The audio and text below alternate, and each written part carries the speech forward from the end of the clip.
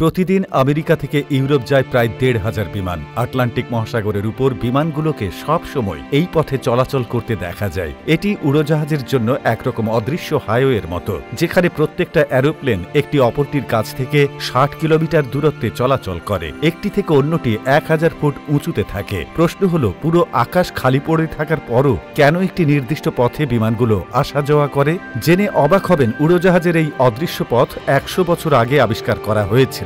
আবিষ্কারক ছিলেন একজন জাপানি ব্যক্তি, বিজ্ঞানী ওয়াসিবারো ওইশি। তিনি একজন আবহাওয়াবিদও ছিলেন। ১৯২০-র দশকে তিনি বেলুন ব্যবহার করে খুব সতর্কতার সঙ্গে কিছু পরীক্ষা চালালেন। ভূপৃষ্ঠ থেকে ৭ মাইল উপরে ঘণ্টায় প্রায় ১৫০ মাইলের তীব্র বায়ুপ্রবাহ দেখতে পেলেন। এই বায়ুপ্রবাহ বেলুনকে পূর্ব দিকে ঠেলতে থাকে, কিন্তু তার এমন আবিষ্কার দুনিয়ার কাছে অজানাই থেকে যায়। তবে ২৫ বছর পর দ্বিতীয় বিশ্বযুদ্ধের সময় তার এই আবিষ্কার গুরুত্বপূর্ণ হয়ে ওঠে। ১৯৪৫ সাল যুক্তরাষ্ট্রের ৬ তরুণ বনভোজনের জন্য অরিগন রাজ্যে গিয়েছিল। সেখানে জঙ্গলে তারা একটি বড় বেলুন দেখতে পেয়ে কৌতূহলী হয়ে ওঠে, কিন্তু হঠাৎ বেলুনের মাঝে থাকা বোমা বিস্ফোরিত হয় আর ৬ তরুণ সাথে সাথেই মারা যায়। তখন পুরো যুক্তরাষ্ট্রে এমন আরো কয়েকটি ঘটনা ঘটেছিল। তদন্তে বেরিয়ে এলো ১০,০০০ কিলোমিটার দূরের দেশ জাপান থেকে এই বেলুন বোমাগুলো ছাড়া হয়। দ্বিতীয় বিশ্বযুদ্ধে জাপান ৯,০০০ বোমা নিক্ষেপ করে, যার মধ্যে মাত্র ৩০০টি জাপানে সেট করা গন্তব্য যুক্তরাষ্ট্রে পৌঁছে।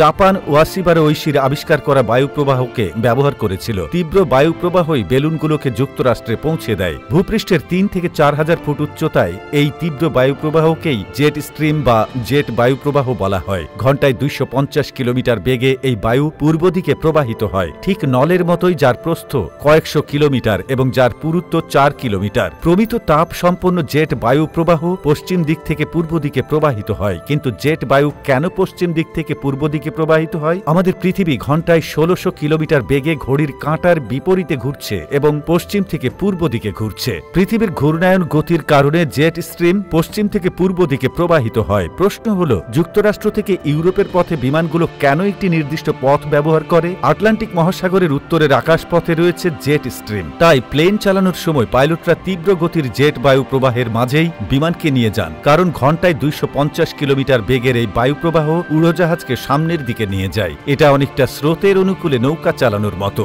এর ফলে প্লেনের গতি বেড়ে যায় এবং জ্বালানির সাশ্রয় হয়। অদৃশ্য এই হাইওয়ে কেবলই যুক্তরাষ্ট্র থেকে ইউরোপ যাওয়ার জন্য ব্যবহৃত হয়। কোনো বিমান যখন ইউরোপ থেকে যুক্তরাষ্ট্র যাবে, তখন সেটি জেট স্ট্রিম এড়িয়ে যায়, কারণ এক্ষেত্রে এটা স্রোতের বিপরীতে নৌকা চালানোর মতো কাজ করবে। অর্থাৎ বিমানের সামনে চলার পথে বাধা সৃষ্টি করবে প্রবল বায়ুপ্রবাহ। রাডারের সাহায্যে জেট স্ট্রিম খুঁজে বের করা হয় এবং যুক্তরাষ্ট্র থেকে ইউরোপ যাওয়ার সময় ৬টা পথ ঠিক করে দেওয়া হয়। বলা যেতে পারে সেই প্রথম কেউ যথাযথভাবে জেট স্ট্রিম মেপে দেখেছিল।